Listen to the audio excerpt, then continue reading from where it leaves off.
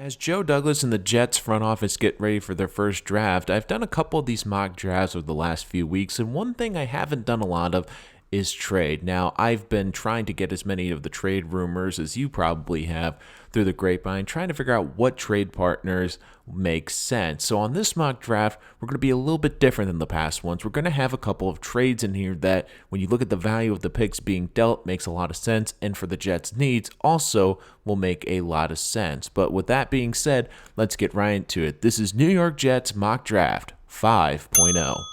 In the first round, I have the Jets trading the 11th pick to the Atlanta Falcons for the 16th pick. And with that, I have the Jets selecting CeeDee Lamb, the wide receiver out of Oklahoma.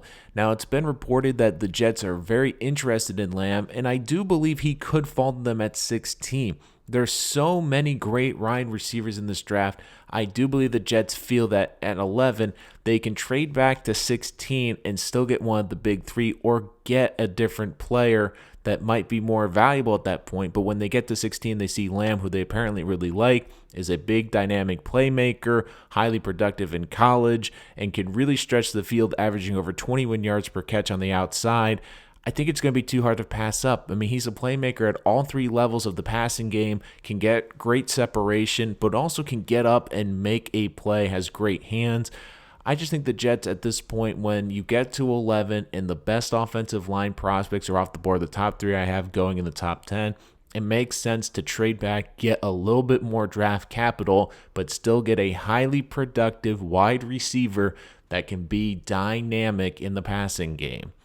And hold on, we have a trade. The Jets trading into the first round with the Seahawks. They trade their second round and fourth round picks to get the 27th overall pick. This makes a lot of sense because the Seahawks love second round picks and fourth round picks. They're highly valuable. And the Jets still will have, at the end of the day, 3 picks on day 2 of the draft, which is what they came in with. And with that, I have the Jets selecting Josh Jones, the offensive tackle out of Houston. Now, another name tied to the Jets has been Cesar Ruiz, the center from Michigan. I really love him as a prospect, but the problem with the Jets is they already have a lot of interior offensive linemen that could potentially play center. They have McGovern, Van Rotten, Brian Winters, Andrews, Alex Lewis. They really don't have, outside of Fant, a left tackle or a guy that can play the left tackle spot, but Josh Jones could be that. I believe he will fall. I don't think he is highly talented as some of the other offensive linemen in this draft, but he really impressed a lot of people, including a lot of scouts at the Senior Bowl. And while he's not a punishing offensive tackle, he's not the most athletic offensive tackle in this draft, he is a very good pass blocking tackle. He's got plus athleticism. He's got good footwork. And at the Senior Bowl, he really did well against a lot of different types of pass rushers, against speed rushers, against bull rushers. This is the type of kid that could protect the blind side, and to get him with the 27th pick is invaluable. And I do believe the Jets will trade up to get this piece because Joe Douglas, he values the offensive line. Look what he's done this entire offseason. But the one thing the Jets don't really have is a left tackle. They could hold out and have Jones develop into the left tackle, maybe start him on the bench this year, but he has the upside to be a blindside protector in the NFL. And even though Rez is a great center, I just feel like the Jets, they have so many interior offensive linemen and players that can play right tackle right now. They don't truly have, in my opinion, on this offensive line, a kid that really fits into the left tackle position with the pass block and acumen, but Jones could be that. And with the offensive line work done this free agency period, the Jets feel confident that they can trade a couple of picks to move into the first round. And now with the extra capital from the Falcons, feel that they don't necessarily have to have a second round pick because they now have 3 third-round picks. And Jones is a good left tackle, could start day 1, will probably compete out of camp for the left tackle position, but has the upside to be a blindside protector, and that's what you need, someone to protect Sam Darnold's blindside. Now in the third round, I have them going with Denzel Mims, the wide receiver out of Baylor. 6'3", big red zone weapon, can go up and grab it. There's so many talented receivers in this draft. Once again, I feel guys like Mims and guys that are that second round tier could fall just simply because teams, They're going to pass them because they're going to have other needs. And now the Jets have already taken a wide receiver. But when you look at the talent that Mims has, the separation, his ability to go up and get the football, he doesn't have a diverse route tree, but he is a freakish athlete. You put him on the outside right now, you start to look at this offense. What did they do in the first 3 picks? Left tackle, 2 wide receivers. The receiving core could be Lamb, Mims, Crowder. Then you also have the tight end positions. If Anun was healthy, he slips in. All of a sudden, this offense, they have a lot to play with. And with Mims falling, I just think the value is going to be too high for the Jets to pass up in the early 3rd round. The second 3rd round pick, I'm going with Jonathan Greenard, the edge from Florida. Look, I know Jet fans, they don't want another edge from Florida. They are worried about Jachai Polite. And look, I can completely understand that. But this is a different type of player. We're talking about a football player that's been noted to have a great high football IQ. He's been noted to be a hard worker. There was a lot of character issues with Polite last year, and the Jets ignored it. You don't have that with Greenard. You have a kid that is highly touted because of his IQ, because of his ability to work hard. And look, he's not a traditional burner coming off the edge. He ran a 4.8 at the combine, but he has very good instincts. He's got great hands. He has good footwork. And he's not afraid to play the run. He's not just a pure edge rusher at this point. He's a 3-down linebacker. And if you could put him on the opposite side of Jordan Jenkins, all of a sudden you have 2 nice bookends that maybe they're not guys that are going to get you 10 sacks a year, but they're going to have good explosion coming off the edge. They can play the run. And all of a sudden, this front 7 for the Jets is starting to look pretty darn good and pretty darn productive. Which leads me to my next 3rd round pick, which I know will have some eye rolls, but once again, I have them going with the defensive tackle and defensive end, Laurel Murchison from North Carolina State. And I've gotten a lot of pushback on this pick. I don't want more defensive linemen. We don't need that. But here's the thing. The Jets really like this kid. They have worked him out on multiple occasions and multiple virtual workouts. I think they really want this kid because of his motor.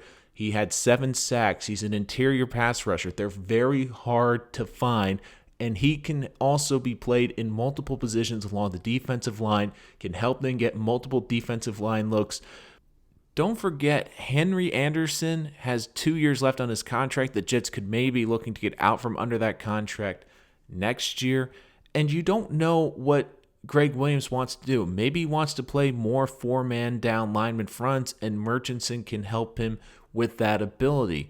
We know that they've already been talking about moving on from Avery Williamson. It was a discussion last year. Could they be looking to play more of the 4-3 defense?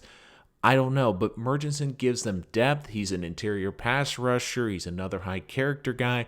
You put him on this defense, and he can be highly productive. And it all starts with the front. It all starts with the trenches, and Joe Douglas understands that, and that is why I truly believe he will be drafted by the Jets in the 3rd round. In the 5th round, I have the Jets going with Javaris Davis, the cornerback out of Auburn. He has some wheels. 4.39 at the combine. He projects to be a nickel cornerback at 5'8". Very smart and instinctive player. Now, he can be exploited by more physical wide receivers on the outside, which is why I project him more on the inside as a slot guy. But if the Jets need to, they can put him on the outside. But he does give them some nice depth that addresses the cornerback position. And while I do believe that the cornerback position could be targeted earlier in this draft, this isn't the best draft for cornerbacks. Outside of the 1st round, you see a steep drop in production. And I just think the Jets' needs of getting offensive line, wide receiver help, they outweigh the cornerback position. So unfortunately, the cornerback position goes on the wayside, but they still address it here later in the draft, and they are able to get some nice depth. In the 6th round, I have them going with Frederick Mauigoa, the center from Washington State, 3-year starter, always considered for the top center award in college. He's been one of the best centers in college football. Now, doesn't have the attributes to start right away, but he is physical. He's been able to be highly productive, showed some decent pass block skills, but he doesn't have the best footwork. But this is the situation. he could be developed behind McGovern. I mean, McGovern's got a 3-year contract. This could be a nice developmental project of an interior offensive lineman that could maybe kick over to guard if you need him. But here in the 6th round, you're looking for guys that can either be developed or play a role. And I think right here, when you have a center that has the acumen of Frederick, having the career he did, being productive the way he did, even though he doesn't jump out at you as one of these great center prospects, he's still a kid that could be potentially developed and become a starter in the NFL. And once again, Joe Douglas has the emphasis on the offensive line, so I could see him drafting a kid like that here. In the 6th round, I have them going with Cam Gill, the edge, outside linebacker, Alf Wagner. Really started the East-West Shrine game. Once again, FCS player, highly dynamic, 13.5 sacks in 2018. He had 34 sacks overall in his college career, including another 9.5 last year. At 6'2", he's a little bit smaller, but he fits that idea of being an edge rusher, coming off the edge. I just think that when you get to the later rounds, finding these guys in the FCS, I mean, you look at, obviously the level of competition is something, but you also look at the skill sets that they have, the roles they could play, and I could see Gill being that type of player. He, once again, had a great East-West Shrine game. He's had a lot of good workouts in the offseason. I just think he's an intriguing prospect that it just makes a lot of sense with the Jets' lack of pass rush. Getting a kid that could be developed into a situational pass rusher is too good to turn down here in the 6th round.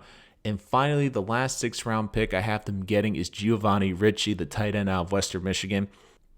Once again, I said it earlier, this draft's about Sam Darnold, and he loves throwing to tight ends. And RICCI is a receiving tight end, 6'3", 240 pounds, was highly productive at Western Michigan. Looks like almost like a big body receiver. He's not going to be a tight end that you can have blocking, but once again, I think that they're just looking for good passing options over the middle. And here's the thing with this pick. First, they drafted Trevin Wesco last year, but I'm not sure if this organization, you have to keep in mind, Joe Douglas is a new general manager. He did not draft these players from last year. How does he value these players? But the other thing, too, is they have Ryan Griffin and they have Chris Herndon. Both have great upside, but both were injured last season. And Chris Herndon basically missed the entire season and also had a 4-game suspension. Now, I like Chris Herndon, but the Jets, right now, you can't rely on him to be there for 16 games. You're hoping he can be there for 16 games this year, but you can't just rely on that. And just getting some tight end depth, bringing RICCI to be the 3rd tight end. He's not going to start right away, but having a kid that could play special teams and could be a decent backup if you need to at some point this year because of injuries, especially here in the 6th round, it's value. It's about finding guys that can fill out the depth chart and step up when you potentially need them during the season. I just think RICCI here in the 6th round is too enticing to pass up.